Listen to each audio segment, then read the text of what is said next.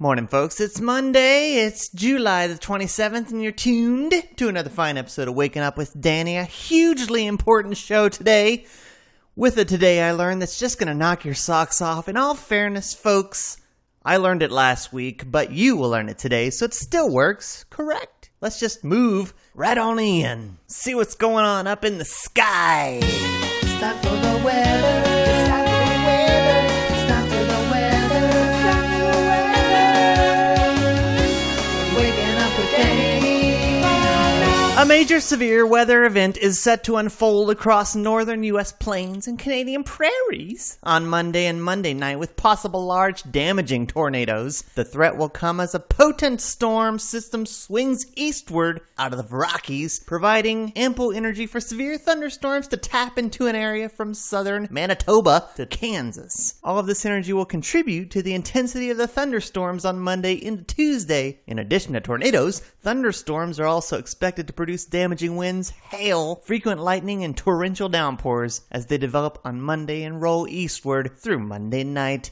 Although the risk of severe weather is forecast to reach as far as south to Kansas on Monday night, the Dakotas, southern Manitoba, and southeastern Saskatchewan are at the highest risk of being hit by severe thunderstorms. Turning our attention to the Americas that have been united, we've got 55 and partly cloudy in Seattle, Washington, 59 and sunshine in Frisco. Los Angeles, California is 66 and partly cloudy. Albuquerque is 66 and partly cloudy as well. Denver, Colorado is partly cloudy at 64. Billings is 63 degrees with thunderstorms. Minneapolis, Minnesota is sunshine with 71. Omaha is cloudy with 79. St. Louis is partly cloudy with 81. Chicago is 69 and sunshine. Dallas, Texas, 81. And San Antonio, Texas is 80, both with sunny skies. Nowlands is 81, partly cloudy. Atlanta, Georgia, partly cloudy, 75. Washington, D.C., scattered thunderstorms at 75. New York City, scattered thunderstorms at 71. And Orlando and Miami, Florida, the twins of Florida, with 77 degrees, thunderstorms in both locations. And Boise is 64 degrees with some sunshines. Headlines and things. It's time for the news. What does it all mean? News. Headlines around the world. It's time for the news. I'm waking up with Danny. News. Well, the GOP voters have spoken. We want more Donald Trump, they say, while virtually all the candidates for the 216,016 Republican presidential nomination may beg to differ. GOP voters want to see more of Donald Trump. According to the results of a new CNN ORC national survey released Sunday, 52% of registered Republicans and Republican-leaning independents want Trump to stay in the race, while 33% would like to see the outspoken real estate mogul drop out. Overall, Trump sits at the top of the GOP pack, with 18% support among Republican voters, with former Florida Gov. Jeb Bush down 15% in second place, and Wisconsin Governor Scott Walker 10% below that in third. Well, art, monument, or embarrassment, ? The, quote, Confederate memorial carving, end quote, in a state park outside of Atlanta is once again stirring controversy as Georgia officials try to decide what, if anything, to do about a huge sculpture that memorializes 3 of the South's Civil War heroes but causes offense to blacks and others. Chiseled into the side of Stone Mountain, the carving of Confederate President Jefferson Davis, General Robert E. Lee, and General Thomas Stonewall Jackson spans 3 acres and is the largest high-relief sculpture in the world, even larger than Mount Rushmore. Controversial since its 1970 unveiling, the sculpture has drawn renewed scrutiny since the massacre of 9 black worshippers at a church in South Carolina last month. The stock market. The Dow indexes. Money's and matters. Money's and matters and money's and matters and money's and matters. Where are your investments today? Let's track your stocks. Let's track your stocks. Let's track your stocks. Let's track your stocks. Mutual funds and lots of Other things. Waking up with Danny.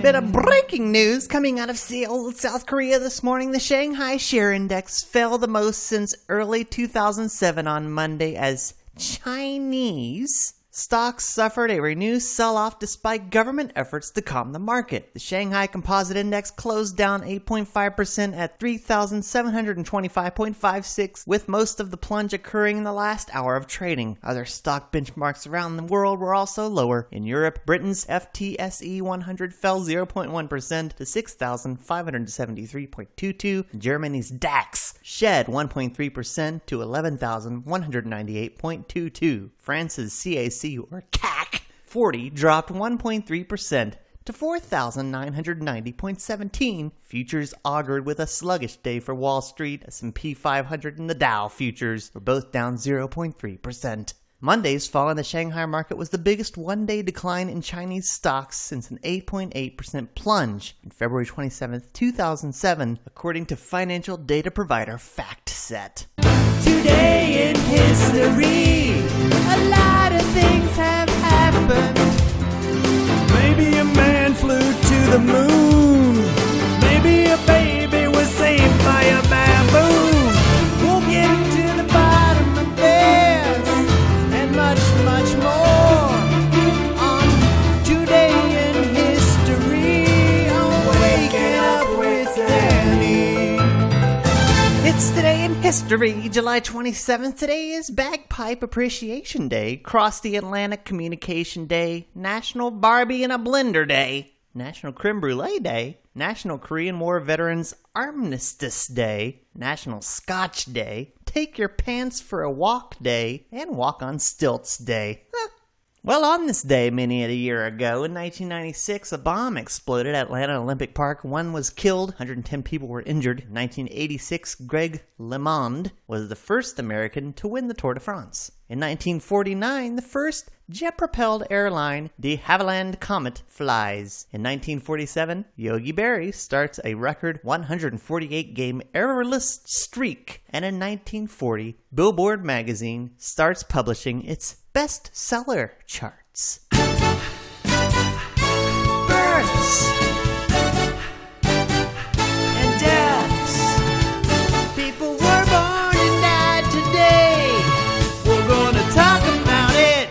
Waking up with Danny, talking about life and death. In 1975, Alex Rodriguez was born. In 1922, Norman Lear also was born. In 1906, Leo Durocher was born. In 1899, C.F. Forrester also was born. And in 1870, Hilaire Belloc also was born.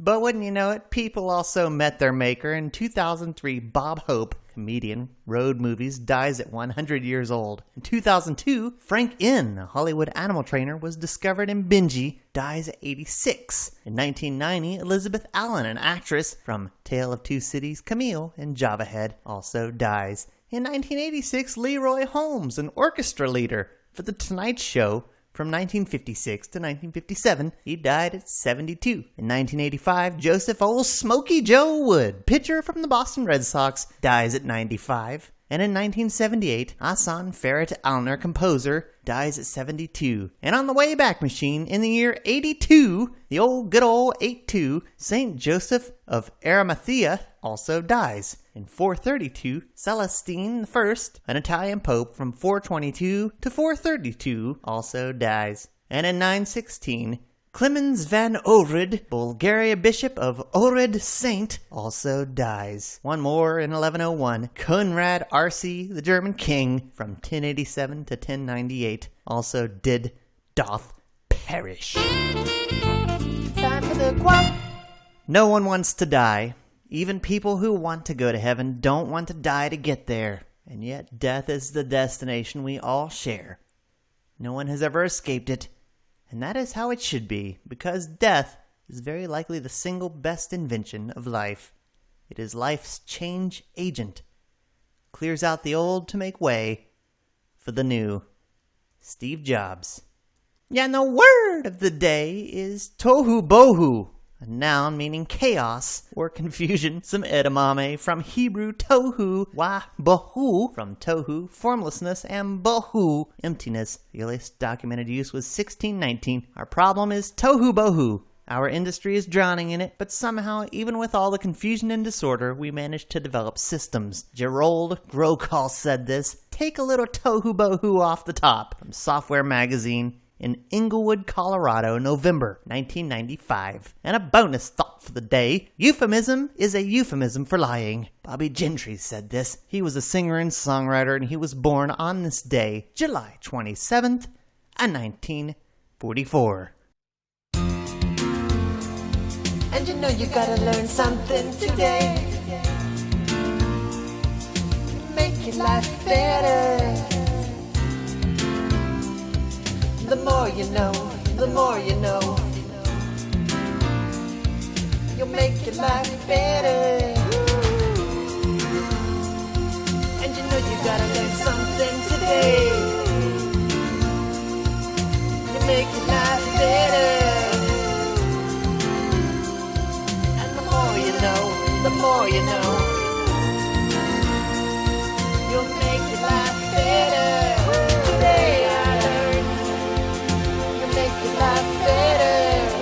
Today I learned, you'll make your life better. Today I learned, the more you know, the more you know. Today I learned, I'm waking up with Danny. You remember that 80s cartoon that featured a family of bears and they were made into books, various titles? The Berenstein Bears. Remember them? Think about it for a moment, would you? Just spell the word Berenstein in your head. Berenstein, right? Well, you'd be wrong. It's actually spelled Berenstain Bears. Berenstein.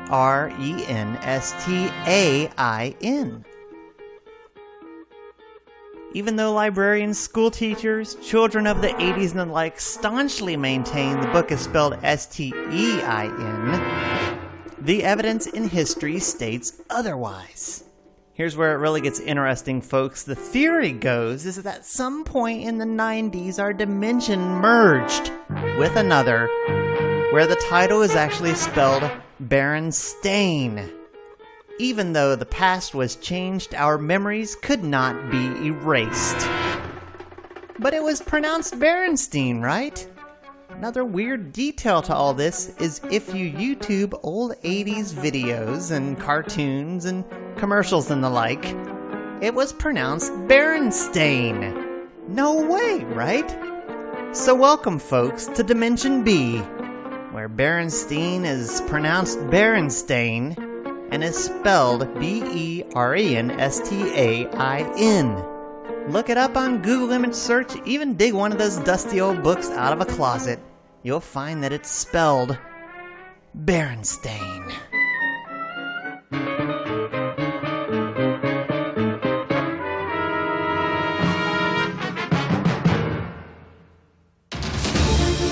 Every day is born a new hero. He faces adversary with a mighty sword. Will he live? Will he die? We don't know. We'll leave it in the hands of the story.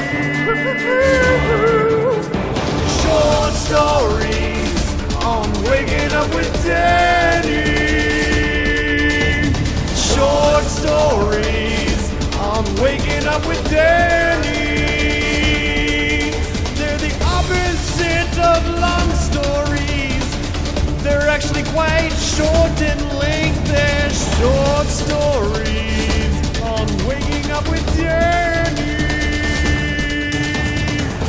Not long but short the stories are.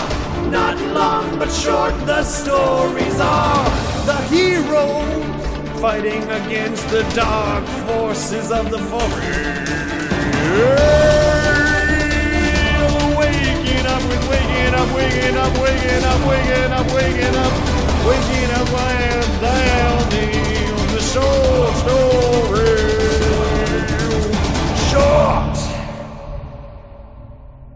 Stories with Danny.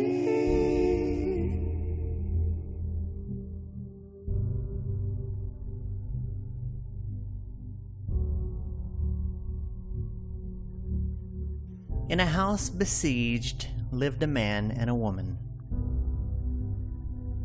From where they cowered in the kitchen, the man and woman heard small explosions. "The wind," said the woman. "Hunters," said the man. "The rain," said the woman. "The army," said the man. The woman wanted to go home, but she was already home. There in the middle of the country, in a house besieged.